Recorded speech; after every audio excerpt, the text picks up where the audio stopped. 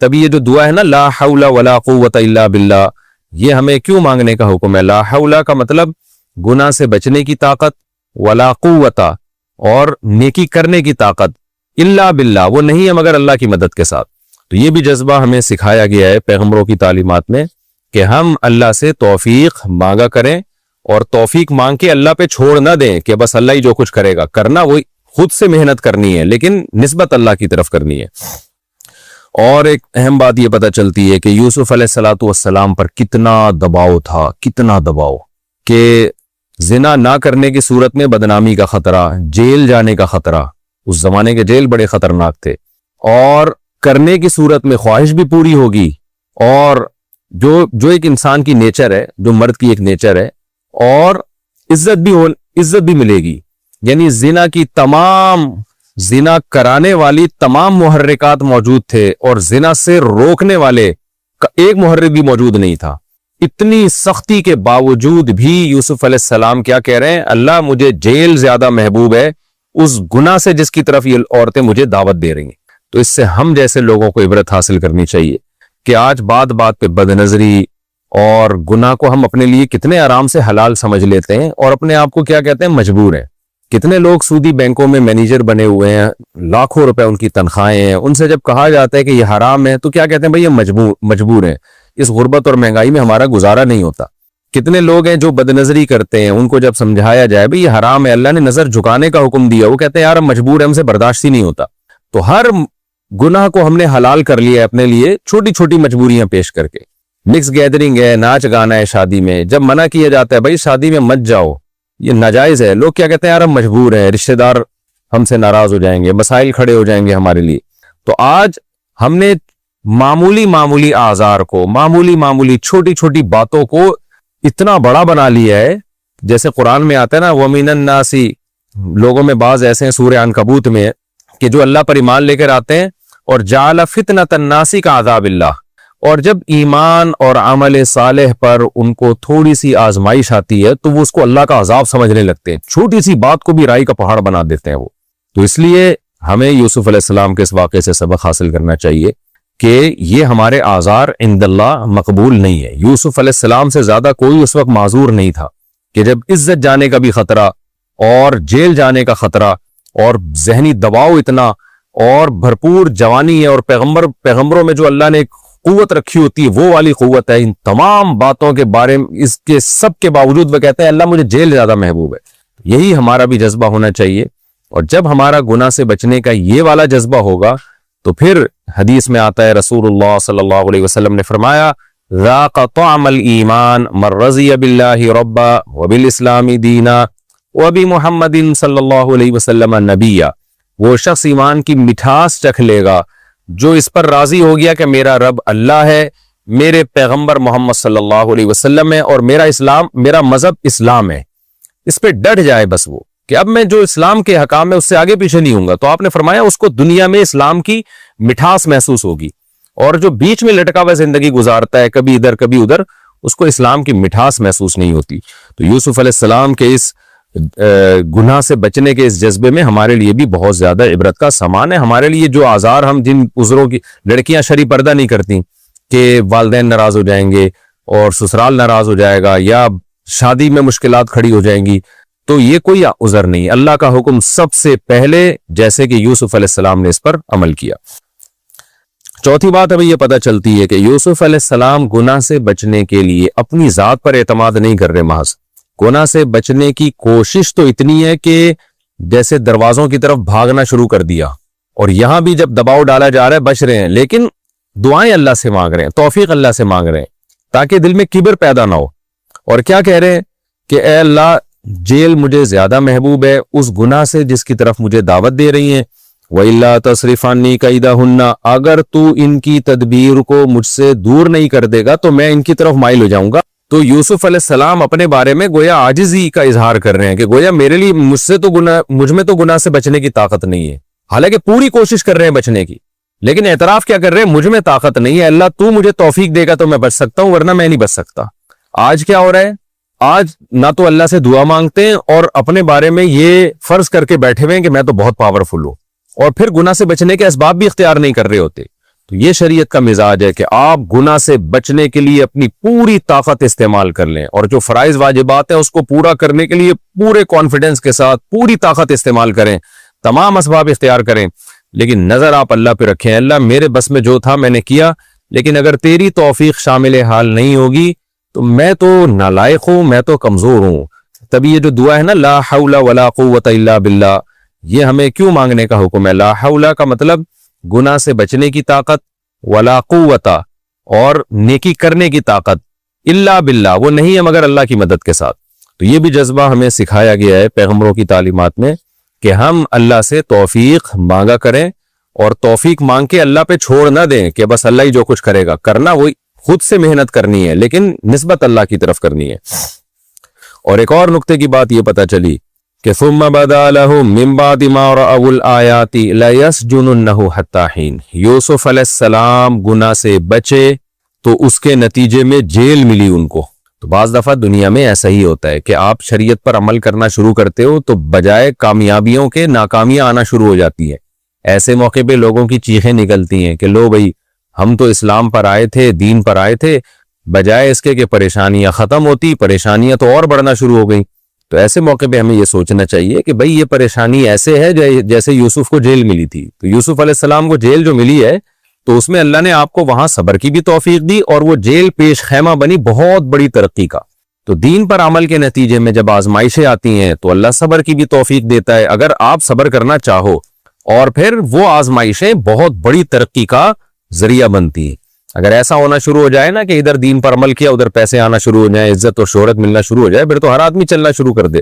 تو بعض دفعہ ایسے ہوتا ہے دین پر آنے کے نتیجے میں وقتی طور پر آزمائشیں آتی ہیں، تو ایسے موقع پہ یہ کہنا کہ یہ دیکھو اللہ تعالیٰ سے شکایتیں شروع کر دینا، یہ نیک لوگوں کا کام نہیں ہوتا۔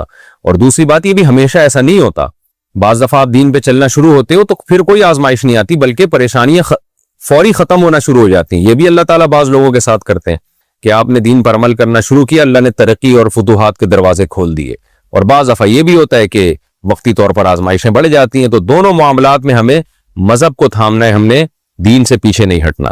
اسلام میں الحمد سے لے کے والناس تک اللہ نے ہمیں دو طرح کے احکام دیے، ایک عقیدہ صحیح کر لو، عقیدہ توحید، مشرک کی کوئی عبادت قابل قبول نہیں ہے۔ اب جو مشرکین ہیں وہ کہتے ہیں اللہ ایسا معاذ اللہ ظالم کیوں ہے کہ توحید پرست آدمی تھوڑی سی نیکی کرے اس کو اجر ملے گا، اور جو مشرک ہے وہ اتنے ساری دین کی خدمت، وہ انسانیت کی خدمت کرے کوئی اجر نہیں ہے۔ تو یہ کیا ہے بھئی؟ اللہ ظالم جب ہوتا ہے جب اللہ نے آپ کے پاس توحید کا آپشن نہ رکھا ہوتا۔ اللہ کہتا ہے شرک چھوڑ دو تو تمہاری ساری نیکیاں قبول، تو شرک تو آپ نے زبردستی اختیار کیا ہوا ہے نا۔ تو لوگ ہم پہ دباؤ ڈالتے ہیں کہ مشرک کو بھی جنتی، بھائی یہ جنت ہم نے نہیں بنائی، جہنم ہم نے نہیں بنائی، ہمارا کام ہے اللہ کی باتیں لوگوں تک پہنچا دینا۔ اللہ کہہ رہا ہے میں نے مشرک پر جنت کو حرام کر دیا ہے۔ جو اللہ کہہ رہا ہے تو جنت بنائی کس نے ہے؟ اللہ نے بنائی ہے۔ تو پہلی چیز عقیدہ۔ نمبر 2 اعمال۔ پھر اعمال میں 2 قسم کے اعمال ہیں، ایک جسمانی اعمال اور ایک دل کے اعمال، اخلاقیات جنہیں اخلاق۔ دیکھو اسلام میں اخلاق کا مطلب صرف یہ نہیں ہے کہ آپ لوگوں سے اچھے طریقے سے بات کریں۔ آج کسی نے مجھ سے پوچھا، ابھی کی بات ہے، بیان شروع ہونے سے تھوڑی دیر پہلے امریکہ سے ہمارے ایک ریلیٹیو کا فون آیا، انہوں نے کہا بھائی میں نے تفسیر پڑھی، میں تو بہت پریشان ہو گیا وہ تفسیر پڑھ کے۔ میں نے کہا کیا پریشانی؟ کہتے ہیں وہ تو قرآن میں آتا ہے عبس وتولی ان جاءہ الاعمی، ہمارے نبی کے بارے میں آیتیں نازل ہوئی کہ آپ صلی اللہ علیہ وسلم کے پاس نا حضرت عبداللہ بن مکتوم نابینا صحابی تھے، وہ نبی کی خدمت میں آئے تو نبی صلی اللہ علیہ وسلم چونکہ سرداروں میں بیان کر رہے تھے، وہ سردار لوگ آتے نہیں تھے قابو میں، تو وہ سارے سردار بیٹھے ہوئے تھے۔ اسی دوران ایک نابینا صحابی آ گئے، نبی سے بات کرنے لگے، تو آپ صلی اللہ علیہ وسلم کے کو ناگواری گزری اور آپ کے چہرے پر سلوٹیں آئیں۔ کیوں؟ آپ کو عبداللہ بن ام مکتوم کا یہ عمل نامناسب لگا کہ اتنے بڑے سردار بیٹھے ہوئے ہیں، یہ تو اپنے ہی ہیں بھائی، ان کو تو کبھی بھی بات کر سکتا ہوں میں، یہ اتنے سردار لوگ، بڑے بڑے لوگ بیٹھے ہوئے عرب کے، یہ تو بات ہی نہیں سنتے۔ تو اس دوران عبداللہ بن مکتوم کیوں آ گئے؟ تو آپ صلی اللہ علیہ وسلم کو یہ اشکال ہوا، تو اس کی وجہ سے آپ صلی اللہ علیہ وسلم کے چہرے پہ لکیریں آئیں، سلوٹیں آئیں، اور آپ نے اپنے چہرے مبارک کو ایسے کر کے ناراضی سے پھیر لیا۔ تو قرآن میں نبی کو تنبیہ کی گئی کہ نا نا نا نا، یہ جو عرب کے سردار لوگ ہیں نا، یہ آپ کی بات سننا نہیں چاہتے، ان کو ہدایت حاصل کرنے کا شوق نہیں ہے۔ اور عبداللہ ابن ام مکتوم غریب بھی ہے، نابینا بھی، لیکن بھاگتے ہوئے دوڑتے ہوئے آ رہے ہیں تو ٹھیک ہے، یہ سردار لوگوں پر محنت کرنے سے اسلام کو فائدہ تو ہوگا، کیونکہ سردار ایمان لے آئے تو سب ایمان لے آتے ہیں، تو ان میں وجہ ترجیح یہ ہے کہ یہ سردار ہیں، ان کے ایمان لانے سے پوری قوم ایمان لانے کا امکان بڑھ جائے گا.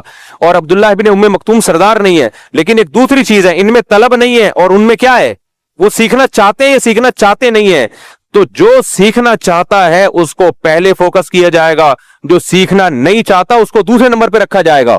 دیکھو ایک شخص میرے پاس آتا ہے اور وہ مسئلہ پوچھنا چاہتا ہے، مفتی صاحب مجھے ایک مسئلہ پوچھنا ہے کہ نماز میں یہ غلطی ہو جائے تو نماز ہو جائے گی کہ نہیں ہو جائے گی. اس کو میں نہیں بتا رہا اور اس کو بتا رہا ہوں جو پوچھ ہی نہیں رہا، اس کی نالج کو میں امپروو کر رہا ہوں، جبکہ وہ چاہتا ہی نہیں ہے، جبکہ وہ سیکھنا ہی نہیں چاہتا. یا اتوار کا بیان ہے، لوگ آ رہے ہیں بیان سننے کے لیے، آ رہے ہیں یہاں بیٹھے ہوئے ہیں، اور میں آپ کے سامنے بیان نہیں کر رہا، میں چلا گیا ہوں پکڑ کے باہر لوگوں کو تبلیغ کر رہا ہوں، ادھر آ یار بات سن بھائی، اپنے اخلاق درست کر لے. وہ کہہ رہے ہیں یار میں سننا ہی نہیں چاہتا. کیوں نہیں یار تو سننا نہیں چاہتا، لیکن میں چاہتا ہوں تو سیدھے راستے پہ آ جائے. تو آپ لوگ کو آپ پریشان ہو گے نا، آپ بولو گے یار ہم آئے ہیں سننے کے لیے اتنی دور دور سے، مفتی صاحب ادھر ہمیں سنا نہیں رہے ہیں، اور جو سننا نہیں چاہتا آپ اس کو سنا رہے ہیں. تو نبی کے پیش نظر تو حکمت یہ تھی کہ ٹھیک ہے یہ سننا نہیں چاہتے، لیکن یہ سیدھے راستے پہ آ گئے تو پورا مکہ ہدایت پہ آ جائے گا. لیکن اللہ نے کہا ٹھیک ہے یہ بھی ایک ترجیح ہے، اس بیس پہ بھی ترجیح دی جا سکتی ہے، لیکن اللہ کی نظر میں طلبگار کو بے طلبوں پہ ترجیح دی جائے گی. جس کے دل میں طلب ہے، جو سیکھنا چاہتا ہے اس کو پہلے نمبر پہ رکھیں، اور جو سیکھنا نہیں چاہتا اس کو اس کے بعد رکھیں. یہ تنبیہ کی اللہ تعالیٰ نے. اب اللہ چونکہ اپنے حبیب صلی اللہ علیہ وسلم کو تنبیہ کر رہا ہے نا، تو مخاطب کے صیغے استعمال نہیں کر رہا، اے نبی آپ نے ایسا کیا، اے نبی آپ نے، نہ اللہ نے غائب کے صیغے استعمال کیے. تھرڈ پرسن سنگولر جیسے انگلش میں ہوتا ہے نا بھائی، ہم جب گرامر پڑھتے ہیں فرسٹ پرسن سنگولر، تھرڈ پر آج کل شاید اصطلاحات چینج ہو گئی ہو، ہی سنگولر کے لیے جو غائب ہو، تھرڈ پرسن کا مطلب جو غائب ہو، اور جو مخاطب ہو حاضر ہو اس کے لیے یو کا لفظ استعمال ہوتا ہے. تو اب خطاب تو نبی سے ہو رہا ہے، لیکن اللہ نے ڈائریکٹ نبی کو خطاب کر کے یوں نہیں کہا کہ اے نبی آپ کی پیشانی پہ بل آئے، نہ اللہ نے فرمایا ان کی پیشانی پہ بل آ گئے، اور انہوں نے اپنا چہرہ ایک نابینا سے پھیر دیا. تو اللہ تنبیہ بھی کر رہے ہیں، لیکن نبی صلی اللہ علیہ وسلم سے محبت کا اظہار بھی کر رہے ہیں، کیونکہ محبوب کو ایسے ہی تک کی جاتی ہے. اب وہ مجھے کہنے لگے، جو ہمارے ریلیٹو جنہوں نے امریکہ سے بھی تھوڑی دیر بیان سے پہلے انہی کا فون تھا، کہنے لگے بھائی یہ تفسیر میں لکھا ہوا ہے یہ تو غلط ہے، یہ نبی کے بارے میں نہیں ہے، قرآن کی یہ آیتیں بالکل نبی کے بارے میں نہیں ہے، یہ تو فلاں معاذ اللہ فلاں کافر کے بارے میں ہے، کیونکہ نبی کے بارے میں تو قرآن کہتا ہے انک لعلی خلق عظیم، اے نبی آپ کے اخلاق سب سے اوپر. تو جب نبی کے اخلاق اوپر ہے تو نبی کے چہرے پہ بل کیسے آ سکتے ہیں؟ نبی صلی اللہ علیہ وسلم کسی سے اپنا چہرہ پھیر کیسے سکتے ہیں؟ تو میں نے ان کو کہا بھائی یہ اخلاق کے منافی نہیں ہے. یہ چیز جو بہت با اخلاق ہوتے ہیں ان کو بھی کبھی غصہ بھی آ سکتا ہے، کسی بات پہ ان کو ناگواری بھی ہو سکتی ہے. آپ کے نظر میں اخلاق کی ڈیفینیشن ہی غلط ہے، تو اس کی بیس پہ تفسیر ہی پوری چینج کر دی. بھائی یہ کیا بات ہوئی یار، یہ تو سارے مفسرین حدیث سے یہ ثابت ہے یہ نبی مراد ہے اس سے. تو انک لعلی خلق عظیم کا مطلب یہ نہیں ہے کہ آپ کبھی غضبناک نہیں ہو سکتے، آپ کبھی کسی سے چہرہ نہیں پھیر سکتے. یہ اخلاق کا تو ہمارا بنایا ہوا تصور ہے. ہمارے نبی تو میدان جنگ میں تلوار لے کے بھی نکلے کہ نہیں نکلے ہے بھائی؟ آپ تو میدان جنگ میں تلوار لے کے بھی نکلے، لڑائی کی آپ نے میدان جنگ میں، اور آپ صلی اللہ علیہ وسلم نے شرعی حدود بھی نافذ کی ہیں. آپ غضبناک بھی ہوئے ہیں، آپ کے چہرہ انور غصے سے سرخ ہو جایا کرتا تھا جب آپ صلی اللہ علیہ وسلم کو غضب آتا. صحابی کہتے ہیں ایسا لگتا جیسے انار کے دانے نچوڑ دیے گئے ہوں.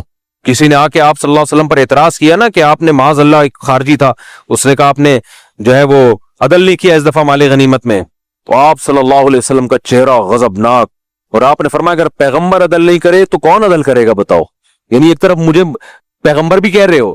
تو اس لیے اخلاق اپنے درست کرنے کا جو قرآن جس اخلاق کو فوکس کر رہا ہے وہ اخلاق جو اسلام نے سکھائے ہیں. اس میں غصے کے وقت غصہ، مسکراہٹ کے وقت مسکراہٹ. نبی نے فرمایا نا بچہ جب 7 سال کا ہو جائے نماز کا حکم دو، 10 سال میں بھی نہ پڑھے تو کیا مسکراؤ؟ نہ پھر اس پہ سختی کرو. تو ایسے موقع پہ باپ کا ڈانٹنا، چیخنا، چلانا، کوئی دیکھ لے بولے لو بھائی مفتی طارق مسعود کو تو ہم سمجھتے تھے بڑے با اخلاق اور ہر وقت اخلاق پہ رپورٹیں پیش کر رہے ہوتے ہیں اور لطیفے سنا کے ہنسا رہے ہوتے ہیں، آج تو دیکھو تیری ایسی کی چنگیز خان بنے ہوئے، یہ کیسے اخلاق ہے، چیخ رہے ہیں. भाई उस वक्त ना चीखना क्या है, जब अल्लाह की हुदूद की पामाली की जा रही हो, तोड़े जा रहे हैं अल्लाह के हुदूद को। हाँ, ये नहीं कि बिला वजह के हर वक्त चंगेज खान बना रहे। हदीस में आता है नबी जब घर में दाखिल होते थे मुस्कुराते चेहरे के साथ। आज कुछ लोग घर में दाखिल, बाहर गटर के ढक्कन पे बैठ के लड़कों लौंडे लपाड़ों के साथ हाँ ये हंस रहे हैं, घर में दाखिल होते ही बच्चे सहमना शुरू, बेगम भी परेशान, क्योंकि उसको ऐसा लगता है चंगेज खान ने बगदाद पे दोबारा अटैक कर दिया है। तो ये गलत है। लेकिन कभी कभार जब आपको पता है कि एक चीज गलत हो रही है और मेरे सख्ती करने से वो ठीक हो सकती है, तो ऐसे मौके पे सख्ती करना, गुस्सा करना, ये बदअखलाकी नहीं है, बल्कि क्या है, अखलाक। बाद लोग गैरतलेस होते हैं, उनको गुस्सा ही नहीं आ रहा तो किसी बात पे। जल्दी से बात को समेटता हूं। अखलाक अपने दुरुस्त करना, ये बातनी अमल है। अखलाकियात में क्या है, हसद ना हो। अब इसको तो लोग अखलाक समझते ही नहीं है। किसी और की तरक्की को देख के आप जल रहे हो, कुड़ रहे हो, टेंशन में आ रहे हो, ये क्या हो रहा है, तो इसका मतलब आपके अखलाक अच्छे बोलो नहीं है। अभी आप ठीक नहीं हुए हो, अभी आप ठीक नहीं हुआ। देखने में आप नमाज पढ़ रहे होगे, तहज्जुद पढ़ रहे होगे, अल्लाह के सामने दुआएं मांग रहे होगे, उम्रे कर रहे होगे, बड़ा बानूर चेहरा होगा, आपकी खूबसूरत दाढ़ी होगी, बगैर क्रीम के ऐसा लग रहा होगा क्रीमें लगाई हुई हैं आपने, और खुशबुएं में घूम रहे होगे, नाइस टू मीट यू, और बड़े अच्छे अखलाक से बात कर रहे होगे। लेकिन जमशेद के पास नई गाड़ी देखकर आपके पसीने छूट रहे हैं। ये कमबख्त मेरे साथ मैट्रिक किया हुआ, नंबर भी इस दिल में गालियां, इस बेगैरत के नंबर भी मुझसे कम थे, और आज गाड़ी लेके घूम रहा है और हम अपनी पुरानी पटपटी में। तो ये अखलाक है? ये दिल की हालत कौन जानता है? अल्लाह जानता है। इसका मतलब आप बाअखलाक अंदर से होता है भाई। नबी ने फरमाया ना, अला इन्न फिल जसदी मुज़गा इदा सलहत सलहल जसदु कुल्लु, जिस्म में एक लूथड़ा है गोश्त का जिसको दिल कहा जाता है, वो ठीक हो तो जिस्म से निकलने वाले अमाल ठीक, वो खराब तो आगे सारे अमाल बर्बाद। क्योंकि जब इंसान को जिससे हसद हो तो फिर आदमी बिला वजह उसको नुकसान पहुंचाने की कोशिश में लगा रहता है, उसकी जायज तारीफ भी बर्दाश्त नहीं होती। सियासी लीडरों में यही तो होता है। कभी आपने देखा कोई सियासी लीडर जो अपोजिशन, आप हुकूमत में हो, कोई दूसरा अपोजिशन में है, आप किसी सियासी लीडर की जायज तारीफ किसी दूसरे के सामने करके दिखा तो दो, जो जायज तारीफ हो। ना ना ना, वैसी उसने ये अबे बेवकूफ बनाने के लिए कर रहा था वो। आपको जब किसी से बोझ हो जाता है ना, तो उसके हर अच्छे काम में कीड़े निकाले जाते हैं। अभी ये क्या बताऊं यार, मेरे पास एक साहब आए, मुझे कहने लगे तो हुकूमत की चंद पॉलिसियों के बारे में ना, तो मैंने कहा ये वाली पॉलिसी बहुत अच्छी है, बाकी तो मैं हुकूमत से बहुत सारी चीजों में इख्तलाफ करता हूं, ये काम खानदानी हो रहा है। और फिर मैंने उसके सबूत पेश किए। मैंने कहा देखो ये हो गया, ये हो गया। कहते हैं असल में ये काम तो किए, लेकिन ये सिर्फ हुकूमत ने लोगों को बेवकूफ बनाने के लिए किए। तो मैंने कहा यार अल्लाह के बंदे हो, अगर कोई अच्छा काम कर रहा है, हालांकि मुझसे बड़ा कोई तनकीद करने वाला शायद कभी खुशबू लगा के आए ना, तो जो तनकीदी काम है मिंबर पे बयान करने के नहीं होते, निजी महफिलों में तो आदमी सब कुछ बोलता है। तो मैंने कहा ये वाला काम टाइट कर दिया। कह रहे नहीं, असल में ये काम टाइट किया लोगों को बेवकूफ बनाने के लिए, ताकि लोग समझें कि हम अच्छे हैं। मैंने कहा यार यही अगर तुम्हारा लीडर कर रहा होता तो ये तावील करते कि बेवकूफ बनाने के लिए। अपने वाले के बारे में जितनी बातें वो सब इखलास पर मबनी थी, दिल की अताह गहराइयों से उसने कौम की खिदमत की। और मुखालिफ पार्टी में कोई अच्छा काम है तो पब्लिक को या तो वाज़ेह कराइन हो तो सब ठीक है मान लेंगे। तो ये हर जगह ही चल रहा है मेरे भाई।